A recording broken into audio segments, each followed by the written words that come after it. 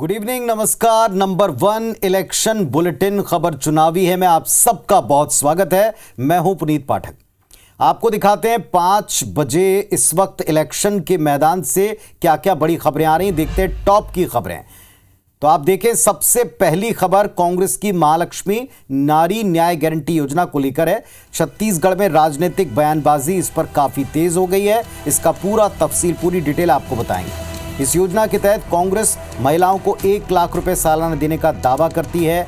Form भरवाने शुरू हो चुके हैं। बीजेपी इसी बात पर हमलावर है। दूसरी आज की बड़ी खबर है, बिलासपुर में कांग्रेस नेता जगदीश कौशिक जो टिकट वितरण के बाद से आमरण अनशन पर बैठे थे, अनशन तोड़ दिया, खत्म कर दिया। लोकसभा प्रत्याशी देवेंद्र यादव भी उनसे जाकर मिल चुके हैं। टिकट की मांग पर पार्टी से आश्वासन मिला है। बिलासपुर से कांग्रेस प्रत्याशी देवेंद्र यादव ने चुनावी मोर्चा भी संभाल लिया है। तीसरी बड़ी खबर मध्य प्रदेश से, जहां बीजेपी में शामिल कांग्रेस नेताओं को लेकर बीजेपी नेताओं का बड़ा बयान सामने आया।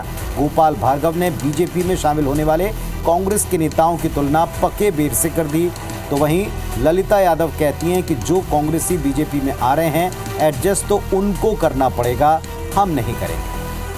चौथी बड़ी खबर, सरगुजा लोकसभा सीट से शशि सिंह कांग्रेस की प्रत्याशी घोषित हुई हैं। सूरजपुर के कांग्रेसी कार्यकर्ता इस बात से नाराज हैं। ये नाराजगी खुलकर सामने आ गई है। सामूहिक इस्तीफे की धमकी भी दी जा रही है। इस पर मंत्री लक्ष्मी राजवाड़े कहती हैं, कांग्रेस कार्यकर्ताओं की नाराजगी दरअसल कांग्रेस की अंदर की अपने कार्यकर्ताओं की पीड़ा है, जिसे पार्टी नेता देख नहीं पा रहे। पांचवी बड़ी खबर, छत्तीसगढ़ के कांग्रेस नेता अरुण सिसोदिया फिर हमलावर हैं। अपनी पार्टी के आला नेताओं पर मोर्चा खोलते नजर आए हैं। राष्ट्रीय अध्यक्ष मल्लिकार्जुन खड़गे और राहुल गांधी को पत्र लिखते हुए पीसीसी चीफ दीपक बैज को अवगत कराया। पूर्व सीएम भूपेश बघेल के खिलाफ कार्रवाई की मांग की है।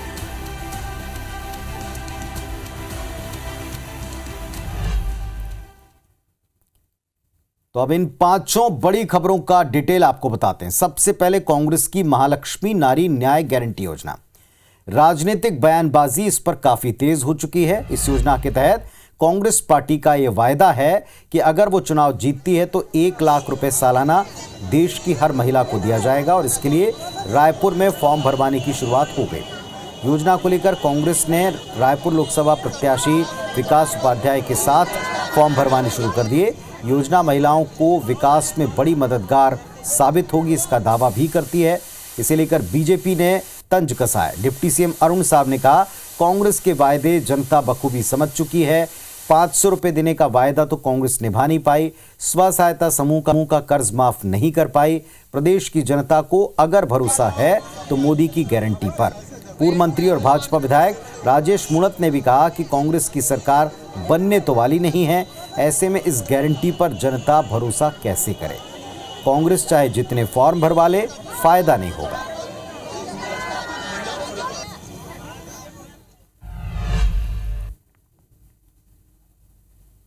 उत्साहित है महिला बहनें फॉर्म लेने के लिए, इससे अंदाजा लगा लीजिए कि उसके घर की परेशानी कितनी है। भारतीय जनता पार्टी की महतारी वंदन योजना, बेचारी केवाईसी लाइन, बैंक के केवाईसी कराते हुए बैंक की लाइनों में कतारों में खड़ी हैं। रोजों रोज 200-300 रुपया कमाती थी, वो 200-300 रुपया भी उनका खत्म हो जा रहा है, क्योंकि उनको दिहाड़ी नहीं मिलेगी, रोजी नहीं मिलेगी। कांग्रेस की इस गारंटी में उनको न्याय मिलेगा, उनको मदद मिलेगी। छत्तीसगढ़ में उन्होंने कहा था कि 500 रुपये प्रति महीना देंगे बहनों को, 5 साल नहीं दिया। कांग्रेस पार्टी की विश्वसनीयता समाप्त हो गई है। ये कितना भी कुछ बोलें, जनता इनके कहने पर आने वाली नहीं है। भरोसा खत्म हो चुका, विश्वसनीयता कहीं बरकरार है नहीं। किसी स्टेट में कुछ इन्होंने कभी किया हो तो उसका एक उदाहरण प्रस्तुत कर लें। विश्वास खत्म हो चुका कांग्रेस के ऊपर जनता का, और इसलिए मोदी है तो भरोसा। उधर मध्य प्रदेश में एक तरफ कांग्रेस नेताओं के बीजेपी में शामिल होने का सिलसिला टूटता ही नहीं, तो वहीं इन नेताओं के बीजेपी में आने पर पुराने नेताओं की बगावत, पीड़ा, गुस्सा सब कुछ साफ दिखने लगा है। पूर्व मंत्री और विधायक अजय विश्नोई ने गुरुवार को ट्वीट करके कांग्रेस से आए पूर्व मंत्री नीलेश अवस्थी को घेरा, उनका एक ऑडियो क्लिप जारी किया। अब आज पूर्व मंत्री गोपाल भार्गव और पूर्व मंत्री ललिता यादव ने कांग्रेस से बीजेपी में आने वाले नेताओं पर टिप्पणियां की। ललिता यादव ने कांग्रेस से आने वाले नेताओं पर कहा कि हम एडजस्ट नहीं करेंगे पार्टी में, बल्कि उन्हें पार्टी में आकर एडजस्ट करना होगा। उन्हें पार्टी की रीति नीति समझनी पड़ेगी। वहीं पूर्व मंत्री और सीनियर नेता गोपाल भार्गव कहते हैं कि कांग्रेसी तो ऐसे आ रहे हैं बीजेपी में जैसे पके बेर टपक रहे हैं। बेरी से जैसे बेर टपकती है उसी तरीके से कांग्रेसी बीजेपी में टपक रहे हैं।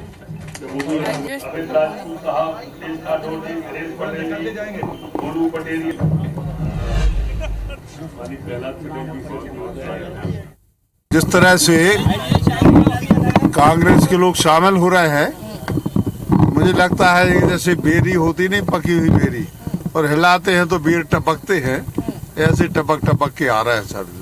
देखिए, कांग्रेस अपने आप निपट चुकी। कांग्रेस में न नेता बचे है न नीति बची है, और कांग्रेस पार्टी ने देश के लिए कुछ नहीं किया, इसलिए अपने कर्मों से कांग्रेस पार्टी मिटी है। एडजस्ट होना पड़ेगा उनको, करेंगे नहीं। बिलासपुर में 3 दिन से आमरण अनशन पर बैठे थे कांग्रेस नेता जगदीश कौशिक। जब से टिकट डिक्लेयर हुआ था, आज उन्होंने आखिरकार अनशन तोड़ दिया, खत्म कर दिया। जिला अध्यक्ष विजय केशरवानी ने जूस पिलाकर जगदीश कौशिक का अनशन समाप्त करवाया। आज सुबह बिलासपुर में कांग्रेस प्रत्याशी देवेंद्र यादव पहुंचे, उनसे मिले, उनसे मुलाकात की। अनशन खत्म करने के साथ जगदीश को नामांकन से पहले उनकी मांगों पर विचार करने का आश्वासन भी दिया गया। वे बिलासपुर से प्रत्याशी बनाए जाने की मांग को लेकर 3 दिन से अनशन कर रहे थे। शांतिपूर्वक उनका ये पूरा प्रदर्शन 3 दिनों से जारी था।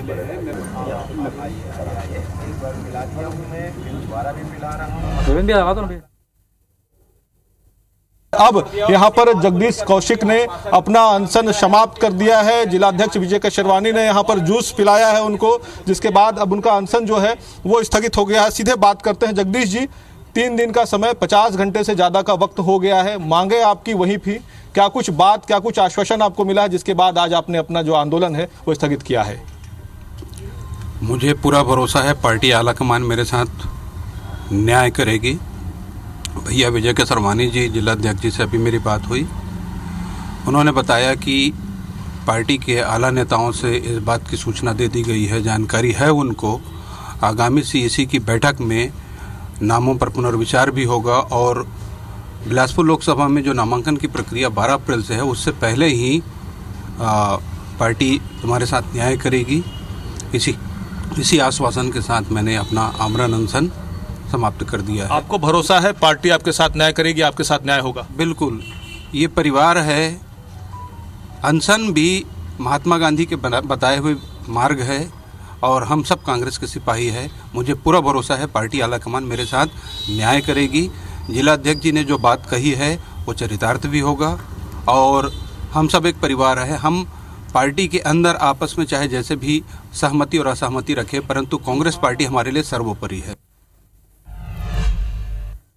तो भरोसा मिला है कि सीसी की अगली बैठक में उनको न्याय मिलेगा, उनकी बात सुनी जाएगी। देखना होगा क्या कोई परिवर्तन होता है। वैसे कांग्रेस ने बिलासपुर सीट से विधायक देवेंद्र यादव को, जो भिलाई से विधायक है, वहां प्रत्याशी बनाया है। सीधा मुकाबला बीजेपी प्रत्याशी तोखन साहू से है। वहीं प्रत्याशी घोषित होने के बाद देवेंद्र यादव ने बिलासपुर में मोर्चा संभाल लिया है। पार्टी नेताओं से, कार्यकर्ताओं से, आमजन से लगातार मिलकर कांग्रेस को जिताने की अपील कर रहे हैं। इस बार बिलासपुर लोकसभा से अप्रत्याशित परिणाम आने का दावा भी यादव करते हैं। 3 दशक तक मौका मिलने के बाद भी कोई काम बीजेपी नहीं करा पाई, तो यहां उनकी जीत का मिथक टूटेगा, रिकॉर्ड टूटेगा और कांग्रेस जीतेगी, उनका दावा है।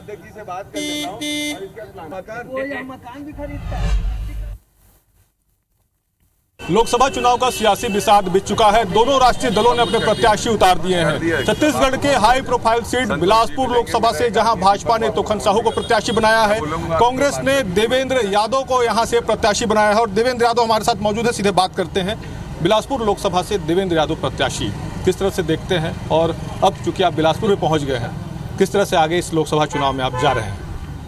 मैं बिलासपुर की सभी सम्मानित जनों का बहुत दिल से आभार करूंगा। बहुत स्नेह और आशीर्वाद बिलासपुर के लोगों का मुझे लगातार मिल रहा है। माँ महामाया के आशीर्वाद से यहाँ पर आने का मौका मिला, काम करने का मौका मिला और ये एक मेरी कर्म भूमि रहेगी मेरे जीवन की। शुरुआती समय मैंने भिलाई में काम करके दिखाया, वहाँ पर लोगों के बीच में रहा। इसके बाद बिलासपुर में आने का मौका मिला। पार्टी का धन्यवाद करूँगा, शीर्ष नेताओं का धन्यवाद करूँगा और संगठन हमारा यहाँ बहुत मजबूत है, बहुत सक्रिय है। हम लोग मजबूती से चुनाव लड़ेंगे और 10 साल की भारतीय जनता पार्टी की सरकार को आम जनता ने देखा है। जिस तरीके से महंगाई, बेरोजगारी, ये सारी चीज़ें हुई है, उसको देखकर इस बार अप्रत्याशित रिजल्ट रहेगा और देश में इंडिया गठबंधन की सरकार आएगी। देवेंद्र, बिलासपुर लोकसभा को कितना जानते हैं, कितना समझते हैं? देखिए, छात्र राजनीति से जुड़ा रहा हूं तो छात्र संघ चुनावों के माध्यम से बहुत युवा साथियों के साथ या हमारे वरिष्ठों के साथ बहुत पुराने संपर्क रहे हैं। मेरी राजनीतिक जीवन की शुरुआत भी यहीं से हुई है। अगर मुझे किसी ने प्रदेश का अध्यक्ष बनाया या स्टेट में पहली बार इस्टेब्लिश किया किसी शहर ने, किन्हीं मतदाताओं ने या किन्हीं लोगों ने, तो वो बिलासपुर के ही लोग थे। लेकिन इसके बावजूद भाजपा कह रही है कि आप बाहरी हैं। भाजपा के पास देखिए, उनसे मैं ये पूछना चाहता हूँ, पिछले 30 साल में उनके सांसदों की उपलब्धि क्या है ये स्पष्ट करें। और हमको गिनाए 5 उपलब्धि गिनाए। पिछले 30 साल में उनके सांसद रहे, 3 दशक हो गए, 5 उपलब्धि गिनाए बिलासपुर के लिए जो उनके सांसदों ने की है, तो बात करेंगे। क्या कुछ मुद्दे आपने देखे हैं बिलासपुर लोकसभा में? क्या कुछ मुद्दे हैं? सभी पे स्पष्टता से बात करेंगे। देखिए, देवेंद्र यादव जो कि बिलासपुर लोकसभा से कांग्रेस के प्रत्याशी हैं और जिस तरह से अब वो बिलासपुर में उनकी एंट्री हुई है, उनका कहना है कि वो पूरी मजबूती के साथ यहाँ चुनाव लड़ेंगे और जिस तरह से भाजपा यहाँ पर लगातार जीत रही है, इस बार वो तिलिस्म टूटेगा, कांग्रेस को जीत दिलाने में पूरी मेहनत करेंगे। कैमरा सतीश मिश्रा के साथ जितेंद्र थवाइत, IMC 24 बिलासपुर। मध्य प्रदेश में लोकसभा चुनाव में किसानों का MSP का मुद्दा अब चुनावी रंग लेता जा रहा है। किसान संगठन हो या विपक्ष, दोनों सत्ता पक्ष को इस मुद्दे पर घेर रहे हैं। जनता और किसानों के बीच ले जाने की तैयारी में इस मुद्दे को। भारतीय किसान यूनियन के प्रदेश अध्यक्ष अनिल यादव का यह कहना है कि राज्य हो या केंद्र, दोनों सरकारों से किसान मांग कर चुकी है, अब तक कोई ठोस फैसला इस पर आया नहीं। किसी भी तरह से इसे लागू कराया जाना चाहिए। आगामी लोकसभा चुनाव में इसे लेकर सरकार को परेशानी उठानी पड़ सकती है। जहां जहां वोट मांगने जाएंगे वहां विरोध का सामना भी करना पड़ेगा। कांग्रेस ने सत्ता पक्ष पर इसी विषय पर जमकर हमला बोला, किसानों से झूठे वायदे करने का आरोप लगाया।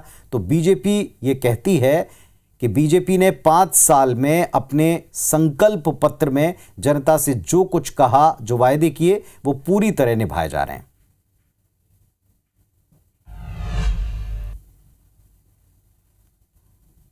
और किसान, पक्की बात है कि 2700 की मांग को लेकर के वोट बैंक पे काफ़ी असर डालेगा और ये बात अभी भी पार्टी को समझ जानी चाहिए। और जो मांग किसान कर रहे हैं 2700 रुपये की और 3100 रुपये धान की, तो वो लागू कर देनी चाहिए। 2700 की जगह 2225 के अंदर ये भाव के अंदर खरीद रहे हैं और जाके सोसाइटियों में कह रहे हैं कि बाद में 150 रुपये देने का काम करेंगे। तो झूठ और फरेब की जो राजनीति करी है और बड़ा मुद्दा है कि देश के किसानों के साथ कांग्रेस खड़ी है।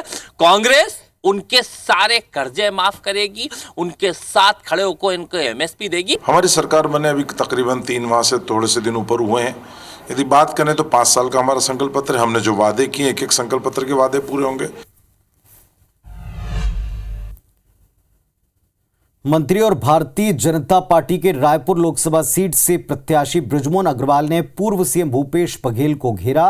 384 लोगों के नामांकन भरने पर बैलेट से चुनाव वाले बयान पर तंज कसते कहा कि भूपेश बघेल अपनी हार स्वीकार कर चुके हैं। पहले वो दुर्ग से भागे, उनकी पार्टी ने कहा रायपुर से लड़ो, लेकिन यहां से वो चले गए राजनांदगांव। जनता ने उनको नकार दिया। भूपेश बघेल के राशन कार्ड को लेकर एक्स पर जो पोस्ट की गई थी उस पर भी टिप्पणी करते हुए कहा कि भूपेश बघेल को राशन या PDS पर बोलने का अधिकार नहीं है।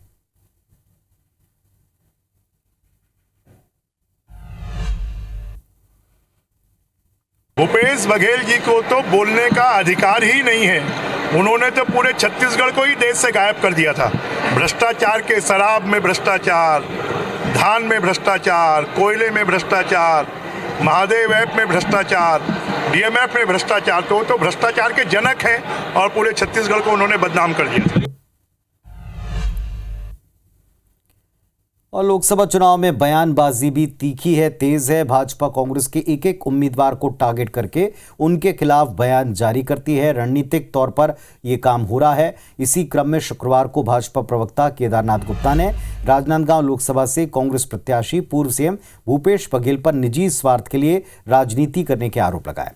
केदार गुप्ता ने मीडिया से चर्चा करते हुए कहा कि भूपेश बघेल समझ चुके थे कि रायपुर दुर्ग में उनको हार झेलनी पड़ेगी, इसीलिए वो राजनांदगांव शिफ्ट हो गए हैं। भाजपा अनुसूचित जनजाति मोर्चा के अध्यक्ष विकास मरकाम ने बस्तर लोकसभा के कांग्रेस प्रत्याशी कवासी लखमा पर वार करते हुए कहा कि कवासी खुले मन से कहते हैं कि वो तो अपने बेटे के लिए टिकट मांग रहे थे, पर जबरदस्ती उनको टिकट दे दिया गया।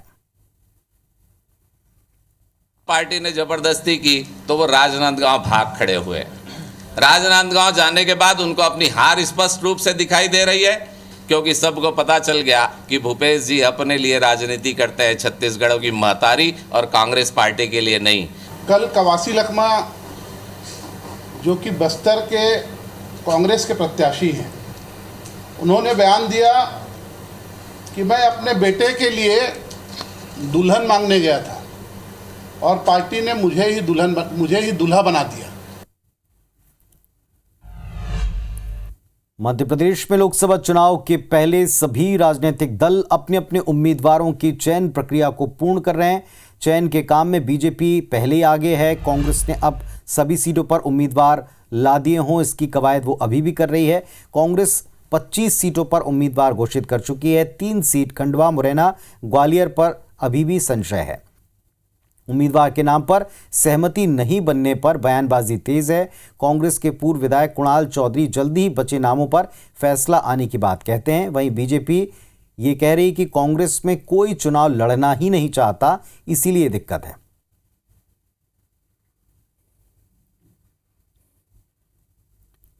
ये समय है, ये आखिरी चरणों के चुनाव है, सोच समझ के, क्योंकि सभी लोगों में उत्साह है, ऊर्जा है और सारी सीटें कांग्रेस पार्टी जीतेगी, तो एक सोच समझ के डिस्ट्रीब्यूशन होगा। और ये वरिष्ठ नेता इसके ऊपर नजर गड़ाए हुए, सीईसी के अंदर इसके ऊपर बात चल रही है। जितेंद्र सिंह जी, जीतू पटवारी जी, सब मिलके इस निर्णय को ले रहे हैं। मुझे लगता है जल्द से जल्द ये निर्णय हो गया। बड़े आश्चर्य की बात है कि जिस कांग्रेस में चुनाव लड़ने को कोई तैयार नहीं, जबरदस्ती टिकट थोपे जा रहे हैं। वहां 3 टिकट बाकी है और उसको लेके भी जीतू पटवारी, उमंग सिंगार और दिग्विजय सिंह जैसे नेताओं में खींचतान चल रही है। इस समय भी कांग्रेस के नेता बाज नहीं आ रहे हैं, अभी भी तेरा मेरा कर रहे हैं, अभी भी लड़ रहे हैं, अभी भी एक दूसरे को निपटाने का काम कर रहे हैं, अभी भी अंतरकलह गुटबाजी कांग्रेस में देखने को मिल रही है। लोकसभा चुनाव के पहले मध्य प्रदेश में कांग्रेस को एक के बाद एक झटके लग रहे हैं। नेताओं का पाला बदलने का सिलसिला जारी है। आज भी ये क्रम जारी रहा है। कांग्रेस के कई बड़े नेताओं ने आज हाथ का साथ छोड़ा और बीजेपी का दामन थाम लिया। दमोह और छिंदवाड़ा से कांग्रेस के लिए झटके वाली खबरें आई हैं। दमोह से कांग्रेस के संभावित लोकसभा उम्मीदवार की रेस में जिला पंचायत अध्यक्ष रंजीता गौरव पटेल भोपाल में बीजेपी में शामिल हो गई हैं। बीजेपी दफ्तर में प्रदेश अध्यक्ष वीरी शर्मा, पूर्व गृह मंत्री डॉक्टर नरोत्तम मिश्रा, पंचायत मंत्री प्रहलाद पटेल ने उनको सदस्यता दिलाई। इधर छिंदवाड़ा में कमलनाथ के करीबी कांग्रेस के विधायक कमलेश शाह बीजेपी में शामिल हो गए। सीएम आवास पहुंचकर उन्होंने पार्टी की सदस्यता ली।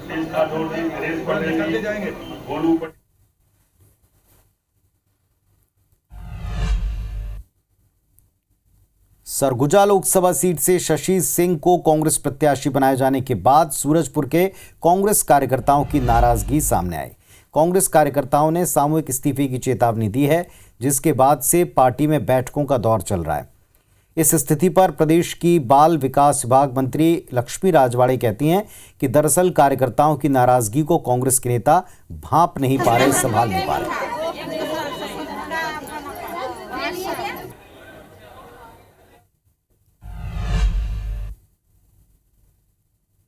कांग्रेस प्रत्याशी घोषित कर दिए हैं, वो उनका मामला है, वो क्या करेंगे क्या नहीं करेंगे। लेकिन भारतीय जनता पार्टी में जितने कार्यकर्ता हैं सब जमीनी स्तर पे काम कर रहे हैं। हमारे नरेंद्र मोदी जी और हमारे कहना चाहिए भारतीय जनता पार्टी के विचारधारा से प्रभावित होके कांग्रेस के पदाधिकारी भी भारतीय जनता पार्टी में सम्मिलित हो रहे हैं। वो संगठन तय करे कि किसको लेना है।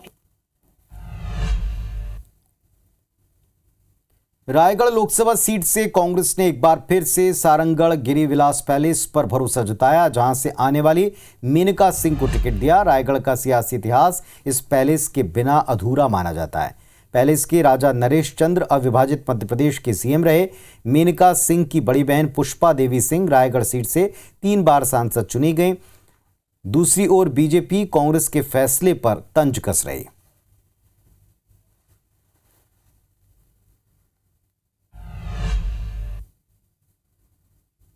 हाँ, जहाँ एक और हम अगर देखेंगे तो भारतीय जनता पार्टी के उम्मीदवार से मजबूत स्थिति इनकी है। पैसे से डॉक्टर है, लोगों के बीच छवि बहुत अच्छी है, गौड़ समाज से आती हैं, राजगौड़ होने के कारण एक बड़े समर्थकों की टीम इनके साथ है। गौड़ समाज पूर्णतः इनके परिवार के प्रति समर्पित है, तो निश्चित तौर पर इसका लाभ कांग्रेस पार्टी को मिलेगा। रायगढ़ लोकसभा में सारंगढ़ राज परिवार का, सारंगढ़ के पुष्पा सिंह का आज से 30-35 साल पहले यहाँ की सांसद हुआ करती थी, तो उनका एक प्रभाव मंडल उस समय रहा होगा। लेकिन आज तो कहीं पर से भी सारंगढ़ राज परिवार का प्रभाव दिखता नहीं, ना कोई सामाजिक प्रभाव दिखता है, ना कोई राजनीतिक प्रभाव दिखता है।